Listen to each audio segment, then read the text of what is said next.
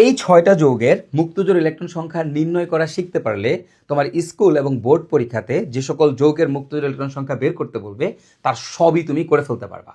তো আমরা যখন মুক্তজোড় ইলেকট্রন সংখ্যা শিখি তখন আমরা আসলে সবাই মুখস্থ করে ফেলি যে এখানে এতটা মুক্তজোড় ইলেকট্রন আছে, এখানে এতটা মুক্তজোড় ইলেকট্রন আছে। বাট আসলে এই মুক্তজোড় ইলেকট্রন সংখ্যা বের করার কিন্তু একটা ট্রিক্স আছে।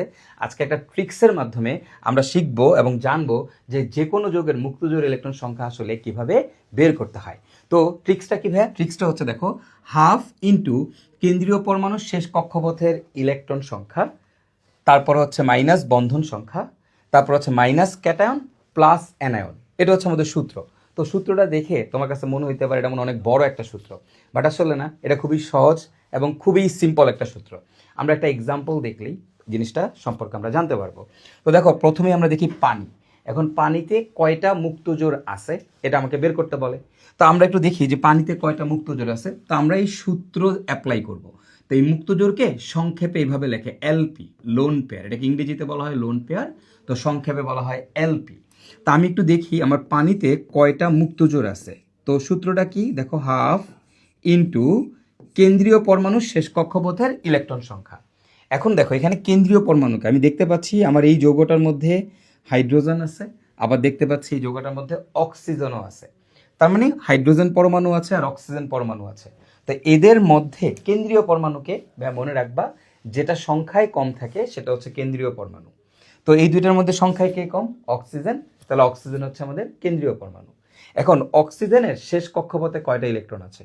তুমি অক্সিজেনের ইলেকট্রন বিন্যাস করো, দেখবে এর প্রথম কক্ষপথে ইলেকট্রন আছে 2টা, আর এর শেষ কক্ষপথ অর্থাৎ 2 নম্বর কক্ষপথে দেখবা ইলেকট্রন আছে 6টা। তাহলে অক্সিজেনের শেষ কক্ষপথে ইলেকট্রন থাকে কয়টা ভাইয়া? 6টা। আচ্ছা, এবার দেখো, তারপর হচ্ছে মাইনাস বন্ধন সংখ্যা। এখন অক্সিজেনের সাথে কে আছে? অক্সিজেনের সাথে হাইড্রোজেন আছে। তো হাইড্রোজেন কয়টা আছে? 2টা হাইড্রোজেন আছে। তো ভাই হাইড্রোজেনের যোজনী কত? যোজনী হচ্ছে 1। যাদের যোজনী 1 তারা একটা বন্ধন তৈরি করে, আর যাদের যোজনী 2 তারা 2টা বন্ধন তৈরি করে। তাহলে একটা হাইড্রোজেন একটা বন্ধন তৈরি করে। তাহলে এখানে 2টা হাইড্রোজেন আছে, তাহলে কয়টা বন্ধন তৈরি করবে? 2টা। তাহলে দেখো আমার বন্ধন সংখ্যা কয়টা? 2টা। দেখো, এই যৌগের উপরে কি কোনো পজিটিভ চার্জ আছে? না ভাইয়া, নাই। এই যৌগের উপর কি কোনো নেগেটিভ চার্জ আছে? না ভাইয়া, তাও নাই। তার মানে আমার -0 প্লাসও 0। তো আমি যদি এখান থেকে ক্যালকুলেশন করি, তুমি দেখবা আমার এখানে আসবে হাফ ইন্টু 4। হ্যাঁ, তারপর এবার এই 2 দিয়ে এটাকে ভাগ ভাগ করো, ভাগ করলে আসবে 2। তার মানে এই আমার যে এখানে পানি আছে, এই পানির উপরে 2টা মুক্তজোড় আছে। তো এইভাবে 2টা ফোঁটা দিলে এটাকে বলা হয় একটা মুক্তজোড়। আবার যদি এখানে আবার এরকম 2টা ফোঁটা দাও, এটা মানে হচ্ছে আরেকটা মুক্তজোড়। তাহলে দেখো, একটা মুক্তজোড়, এই যে আরেকটা মুক্তজোড়, অর্থাৎ 2টা মুক্তজোড় আছে বা 4টা মুক্তজোড় ইলেকট্রন আছে। ওকে, এখন তোমাকে বললাম আমি অ্যামোনিয়াতে মুক্তজোড় ইলেকট্রন সংখ্যা বের করো। কিভাবে করবা ভাইয়া? দেখো, আবারও আমরা লোন পেয়ার ইকুয়াল টু লিখবো হাফ ইন্টু, বলো এবার এখানে কেন্দ্রীয় পরমাণুকে যেটা সংখ্যায় কম। কে সংখ্যায় কম? ভাইয়া নাইট্রোজেন হচ্ছে আমাদের সংখ্যায় কম। এখন তোমরা বলো এই নাইট্রোজেনের শেষ কক্ষপথে কয়টা ইলেকট্রন আছে? তুমি আবারও দেখো, প্রথম কক্ষপথে 2টা, ইলেকট্রন বিন্যাস করে দেখো, প্রথম কক্ষপথে 2টা, শেষ কক্ষপথে আছে 5টা।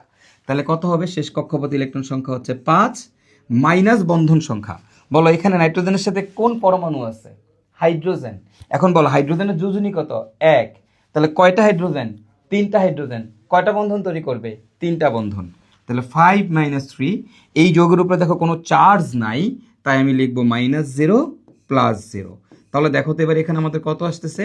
হাফ ইন্টু 2, আমরা কাটাকাটি করলে পাবো হচ্ছে 1। তার মানে এই অ্যামোনিয়াতে একটা মুক্তজোড় আছে। একটা মুক্তজোড় মানে এরকমভাবে ফোঁটা ফোঁটা দিয়ে 2টা ইলেকট্রনকে বোঝায়। ওকে, আচ্ছা, এবার আসো আমাদের অ্যামোনিয়াম আয়ন। এখন এইখানে কয়টা মুক্তজোড় আছে? তাহলে খেয়াল করো, আমরা আবারও লিখি লোন পেয়ার ইকুয়াল টু কি হবে? দেখো, হাফ ইন্টু, বলো এখানে কেন্দ্রীয় পরমাণুকে নাইট্রোজেন, শেষ কক্ষপথে ইলেকট্রন কয়টা? 5টা, মাইনাস দেখো তো এখানে পরমাণু কয়টা আছে? 4টা। কোন পরমাণু? হাইড্রোজেন। হাইড্রোজেনের যোজনী কত? 1। তাহলে একটা হাইড্রোজেন একটা বন্ধন, তাহলে 4টা হাইড্রোজেন কয়টা বন্ধন তৈরি করে? 4টা। তাহলে 5 - 4। এবার দেখো, এরপরে হবে মাইনাস ক্যাটায়ন প্লাস অ্যানায়ন। তুমি দেখো এই যৌগের উপরে একটা পজিটিভ চার্জ আছে, এটা কি ক্যাটায়ন, তাই না? তাহলে কি একটা পজিটিভ চার্জ আছে, তুমি লিখবা হচ্ছে -1। ক্যাটায়নের ক্ষেত্রে -1। আর যদি এটা অ্যানায়ন হইতো তাহলে লিখতাম হচ্ছে +1। বুঝছো? যদি এখানে মাইনাস থাকতো তাহলে আমি লিখতাম প্লাস, আর যদি প্লাস থাকে আমি লিখবো হচ্ছে মাইনাস। তাহলে একটা পজিটিভ চার্জ তাই একটা মাইনাস, দুইটা পজিটিভ চার্জ থাকলে দুইটা মাইনাস। কি বুঝে গেছে? ওকে, তাহলে দেখো তো আমার আলটিমেটলি এবার যদি আমি এখান থেকে ক্যালকুলেশন করি, ক্যালকুলেশন করলে দেখো তো আমার কত আসতেছে, দেখো আসতেছে হচ্ছে 1/2 × 0। তা 1/2 × 0 মানে কত বলো তো? 0। তার মানে অ্যামোনিয়াম আয়নের মধ্যে কিন্তু কোনো মুক্ত জোড় নাই। অ্যামোনিয়াতে একটা মুক্ত জোড় আছে, কিন্তু অ্যামোনিয়াম আয়নে কোনো মুক্ত জোড় নাই। আচ্ছা দেখো তারপরে সালফার ডাইঅক্সাইডে কয়টা মুক্ত জোড় আছে দেখি আমরা। চলো তো সালফার ডাইঅক্সাইডে কয়টা মুক্ত জোড় আছে চলো বের করি। লোন পেয়ার ইকুয়াল টু কি আমরা জানি 1/2 খেয়াল করো কেন্দ্রীয় পরমাণুকে যেটা সংখ্যায় কম, তো এখানে সংখ্যায় কম কে? সালফার। তোমরা বলো সালফারের শেষ কক্ষপথে কয়টা ইলেকট্রন আছে? তুমি ওই যে আবার ইলেকট্রন বিন্যাস করো, দেখবা সালফারের প্রথম কক্ষপথে 2টা, শেষ কক্ষপথে 2 নম্বর কক্ষপথে 8টা, আর শেষ কক্ষপথে গিয়ে দেখবা 6টা। সালফারের পারমাণবিক সংখ্যা হচ্ছে 16। তুমি ইলেকট্রন বিন্যাস করে দেখো, এর 3 নাম্বার অর্থাৎ শেষ কক্ষপথে ইলেকট্রন থাকবে 6টা। তাহলে এখানে হচ্ছে 6, তারপরে মাইনাস হচ্ছে বন্ধন সংখ্যা। এখন তুমি বলো অক্সিজেনের যোজনী কত? সবাই জানি ভাই অক্সিজেনের যোজনী হচ্ছে 2।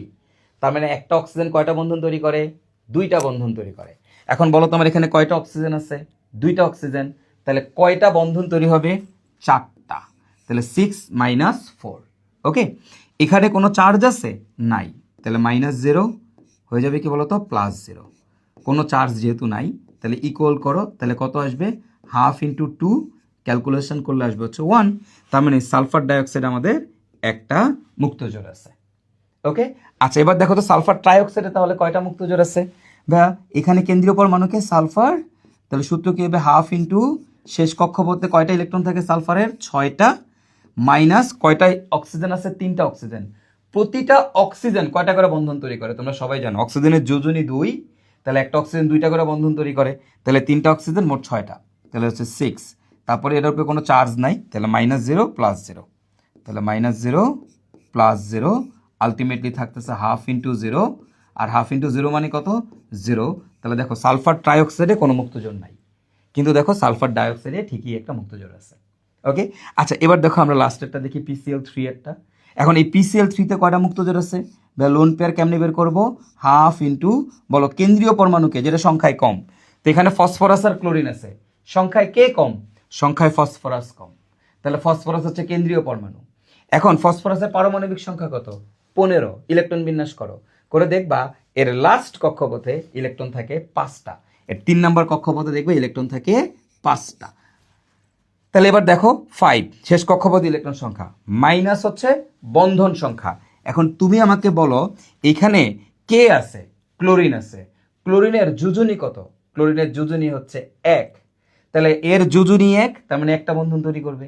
তাহলে আমাদের এখানে কয়টা ক্লোরিন আছে? 3টা ক্লোরিন, তাহলে 3টা বন্ধন তৈরি করবে, তাহলে 5 - 3। এখন তুমি বলো এখানে কোনো চার্জ আছে কিনা? নাই, তাহলে -0, এরপর কি? +0। ক্যালকুলেশন করো কত হয়? 1/2 × 2, আর মানে কত? 1। তার মানে PCl3তে আমার কি আছে? একটা মুক্তজোড় আছে। তাহলে দেখো আমরা কিন্তু ট্রিক্সের মাধ্যমে, একটা চমৎকার সূত্রের মাধ্যমে একটা যৌগের মধ্যে কয়টা মুক্তজোড় থাকে, কোন যৌগে মুক্তজোড় আছে আর কোন যৌগে মুক্তজোড় নাই, এটা খুব ইজিলি কিন্তু বের করে ফেলতে পারলাম, তাই না? আচ্ছা তাহলে এবার তোমাদের কাছে আমার একটা কোয়েশ্চেন আছে। কোয়েশ্চেনটা হচ্ছে এই যে দেখো PCl5-এ মুক্তজোড়ের সংখ্যা কতটি? এটার উত্তর তোমরা কমেন্ট বক্সে জানাবা। কমেন্ট বক্সে তোমরা এটার উত্তর দিয়ে সর্বোচ্চ 3জন তোমরা জিতে নিতে পারো আমাদের একটা জ্যামিতি বক্স, একটা জার্সি এবং বন্দিপাঠশালার ডায়েরি। এবং একই সাথে যারা এই ভিডিওটা শেয়ার করবা তারাও কিন্তু জিতে নিতে পারবা একটা জ্যামিতি বক্স, সিগনেচার জার্সি এবং হচ্ছে বন্দিপাঠশালার ডায়েরি। সো দ্রুত কমেন্ট করো, কমেন্ট করে জিতে নাও জার্সি, জ্যামিতি বক্স এবং ডায়েরি।